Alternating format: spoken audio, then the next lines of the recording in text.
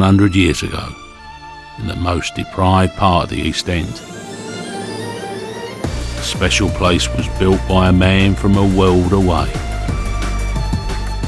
On the same land where the Olympics will be staged in 2012, the Eton Manor Boys Club was a place where dreams could come true.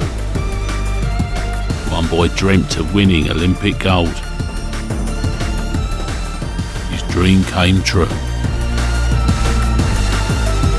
Twice. Good day. Well, it's lovely to see so many of you here. Come to look around the club, have you? Well, I'm sure our boys will put on a good show for you. Yes, it's a damn fine place, all in all. The Eton Manor Boys Club. A touch of Eton class mixed with true East End spirit.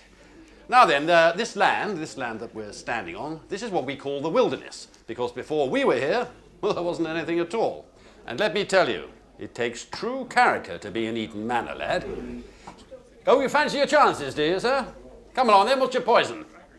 Rugger? Here, catch. Boxing? Aha, who do you think you are, sir? Don't you know, we have a double Olympic champion on our books. Why, Harry Mallin, my good fellow, the professor of the sweet science. As fine a fighter as ever trained on these shores, and I'll tell you something, he's one of ours. Trained right here, right in this hall in which you are standing. The dignity with which he survived that whole debacle at the Paris Olympics.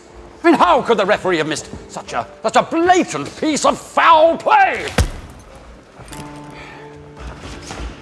Anyway, Harry did what any decent Englishman would do. He shook his opponent's hand and left the ring with his head held high. As for me, well, I hope I see some of you for a stiff one at the social this evening. But right now I've got some business to attend to. It's been delightful to meet you all, and do take care.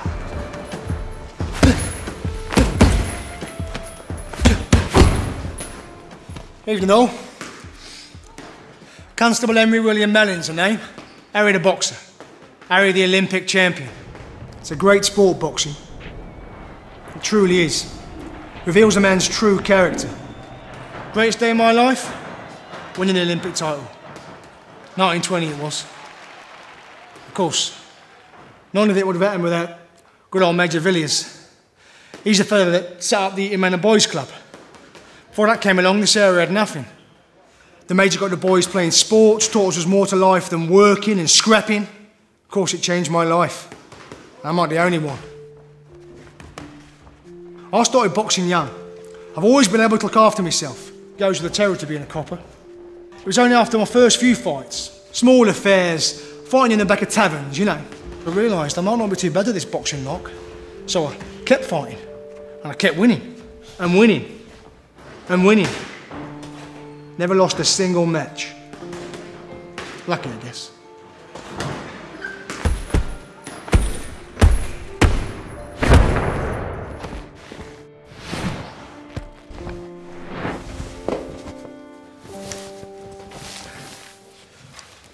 I spent the next 4 years giving back to the community, taking care of some of the lads at the boys' club, training them up, and winning boxing matches, of course. When the Paris Olympics came around in 1924, I was raring to get out there and defend my title. Roger Browse was his name, a Frenchman, as ugly a fella as you're ever likely to see. The Paris crowd was wild, absolutely wild, supporting him. I couldn't hear myself think. Got through the first round. Pretty even all in all. In the next round, I weren't so lucky. He hung on to me, and fastened his teeth into my chest and threw a vicious right to my chin, the bloody barbarian. I made sure I went to the referee and I told him I'd been fouled. I even showed him the teeth marks in my chest. Didn't make the blindest bit of difference. They gave the fight to Browse. I lost. For the first time in my career.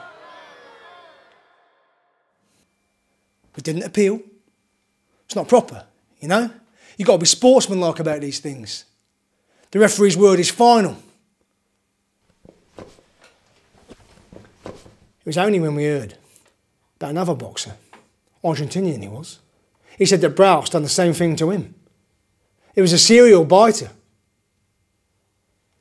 Didn't take long for the judges to overturn your decision. So I kept my undefeated record. First time it's ever happened.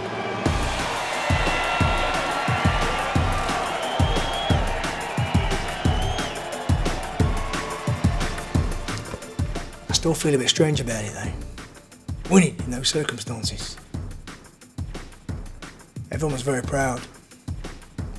My name in all the papers. Keep training my lads at the Eton Manor. One or two here I reckon could be better than me if they put the work in. Thanks for stopping by. I'll tell Major Villier you said hello.